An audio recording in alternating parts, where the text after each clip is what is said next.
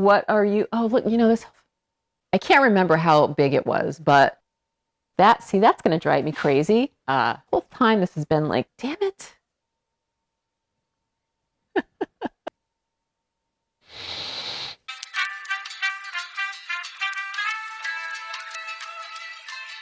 Hey everybody, welcome back to Books Yada Yada. I'm Dina and this is Jeff, a black furry mass that you might see. That's my dog, Jeff. Welcome back to my channel, you guys. Thank you so much for watching.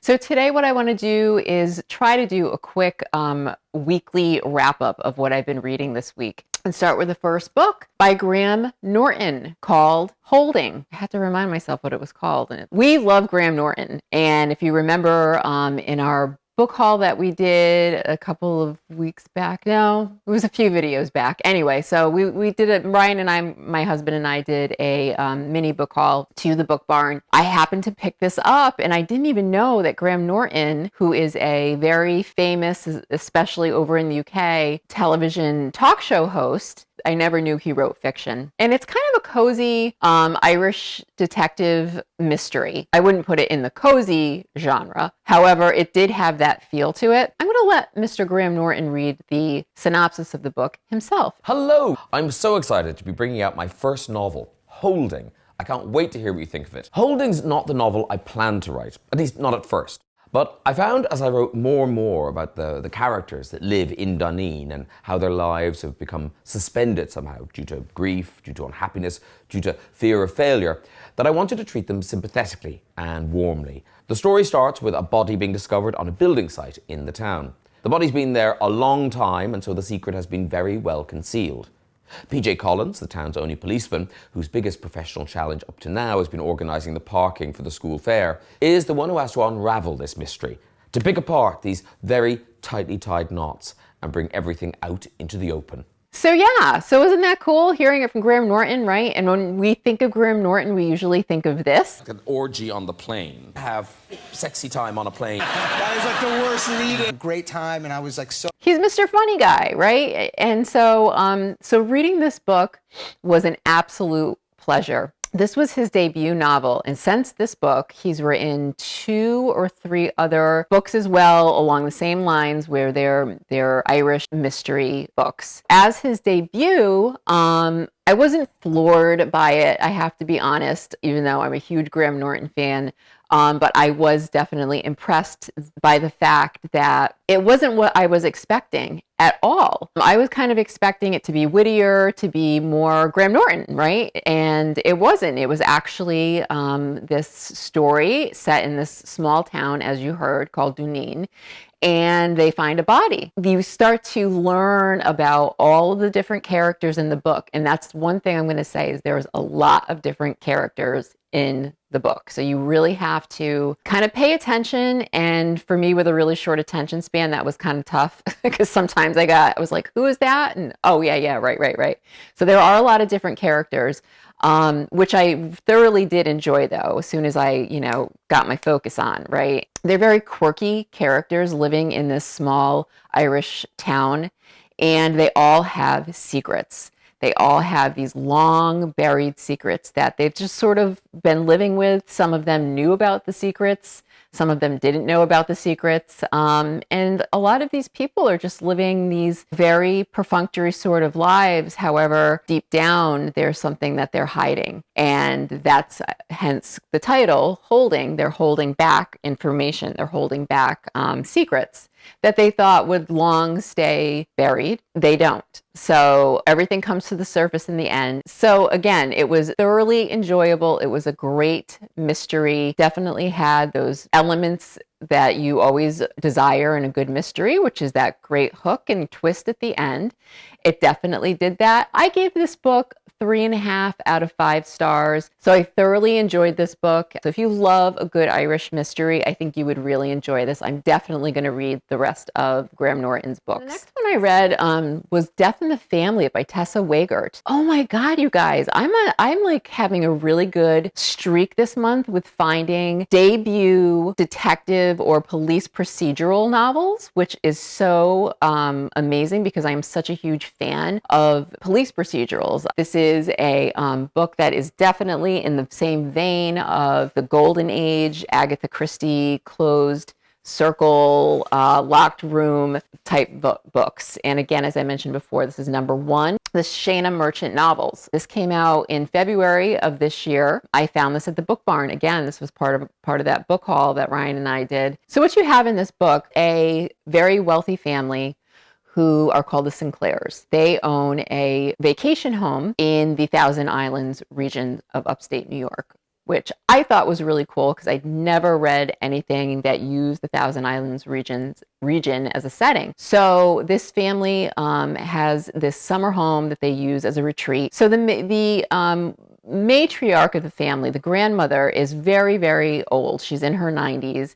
And the family kind of feels like this would be like their last summer retreat with her. So they all gather out to the island, which is called Turn Island. So what ends up happening with this family called the Sinclairs is that they wake up one morning and find that one of their own, named Jasper, is missing. Basically just disappears overnight. And his girlfriend, Abella, wakes up and finds basically a pool of blood that she's been sleeping next to the whole night and was not disturbed at all. Shana Merchant, the head detective or sergeant in this area of upstate New York, I think it's Alexandria County, her and her partner get called out to investigate this missing persons case, which they, think might turn into an actual homicide. Now, Shana Merchant has a very interesting story. She had left New York City because something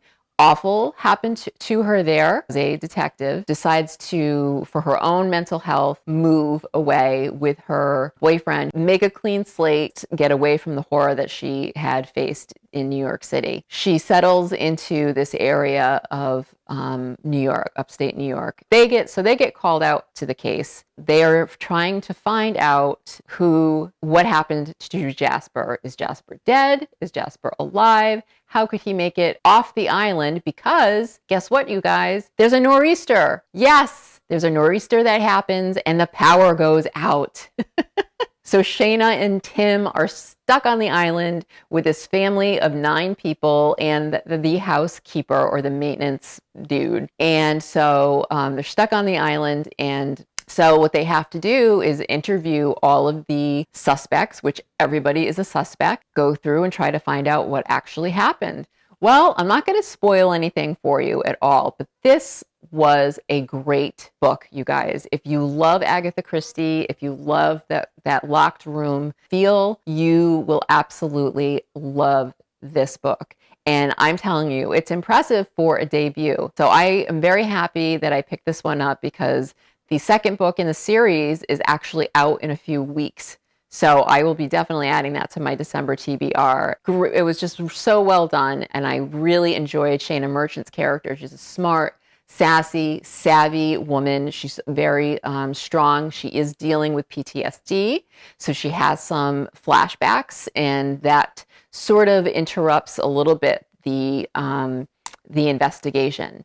So you don't know who to trust. There are all of those different red herrings, of course, that, they just come with a great police procedural or locked room mystery. So I would highly suggest this if you pick it up and if you're into that kind of thing. Death in the Family, Tessa Wegert. So another one that I did want to feature was Skin Deep by Liz Nugent, which I had on my TBR because I had picked this one up at the Book Barn, again, on our mini haul. And yeah, most of the books that I picked up on our mini haul were part of my November TBR. So this one I am actually going to save because I have some plans for 2021, you guys. I do. I actually have some plans. I've been thinking ahead. I'm usually a fly by the seat of my pants kind of person, but I am trying to be a little bit more organized about my reading goals and my reading habits, and the structure, I guess, of my my reading. So I wanted to save this one for March because Liz Nugent is an Irish author. So is Graham Norton, obviously. Hello, I'm Liz Nugent. What has been the highlight of your writing career to date? Well, I think getting a tweet from Graham Norton to say how much he loved Our Little Cruelties has got to be up there. And so I'm going to make March my Irish authors month, I think. I might not read all Irish authors. We'll see what happens, but mostly contemporary Irish authors. So I'm going to save this one for March. So look for the review of this one in March. And what am I reading right now? I'm reading The Escape Room. This is another bonus book because I've finished my TBR. I really am enjoying this book. This is by Megan Golden, who wrote The Night Swim, which I enjoyed a great deal, but I'm actually enjoying this one much, much more. This came out like 2 years ago. I believe it was her debut novel, and it's fantastic. I kind of went into it thinking that I wasn't going to like it because it takes place on Wall Street, and I'm so not into like financial stuff at all and financial fiction or whatever you want to call it. But I am enjoying this immensely because it is so... It's just a really taut, exciting book. And I'm so glad that I picked it up. And it's really, really good. I'll be talking about that one and all the other bonus books that I ended up adding to my November TBR because I just, had a ton. So, and I also listened to an Audible this week, an Audible original by Wendy Walker. Yeah, Wendy Walker, whose name I had seen floating around a lot on BookTube. A lot of people really enjoy her writing. So this Audible original, I figured I would give it a try because it was only like a couple hours of listening time. And that's always a great way for me to kind of sample an author I haven't read. So I did, and it was called, oh gosh, I'll find out what it's called and I'll post the picture of it up above. But I didn't care for it. It was just kind of predictable and slow. Dylan Baker, I believe, was the narrator, who I love. He's a great character actor. He's been in a million different movies like Planes, Trains, and Automobiles. He was in like some Spider-Man movies. He's a great character actor. He's like in everything, and he always plays like that real nerdy kind of guy, that nerdy character, kind of dry toast. And so for this particular narration, he has that clinical type of voice. And in this particular story, he is portraying a psychiatrist. It worked. So his narration was great, but the story itself really wasn't that great. So yeah, so I have some cool things planned for this week and the next few videos that I'm going to be doing. So stay tuned for that. Let me know how you guys are doing. That is going to drive me crazy. That was slightly nudged a bit. Oh well, what are you going to do, right? It's like that thing, like that little bit of OCD that I have, like where the teacher would be erasing the chalkboard and they miss a spot, and all I could do was focus on that piece of chalk that they missed the whole time, and I wouldn't be able to pay attention to the rest of the class because I would just be like, they missed a spot.